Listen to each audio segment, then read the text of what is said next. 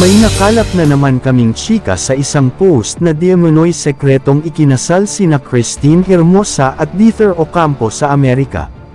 Nanggaling ang chikang ito sa isang showbiz reporter post na di umano'y sa ngayon ay nasa ibang bansa di umano ang dalawa at nagbabakasyon.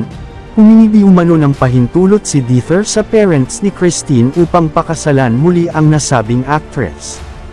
Ayon pa sa chika, pumayag di umano ang pamilya ni Christine dahil di umano ay annulled na sina Oyoboy at Christine. Mainit itong pinag-uusapan sa social media, dagdag pa sa isang chika.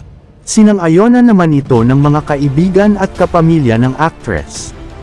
Ay sinekrito nga nila ang nasabing kasal upang magkaroon na din sila ng privacy dahil ayaw na nila itong pag-usapan pa sa kabila ng kanilang pagiging celebrity. Iniisip din nila ang kanilang pamilya na isa sa pinakaunang maaapektuhan sa kanilang mga desisyon sa buhay.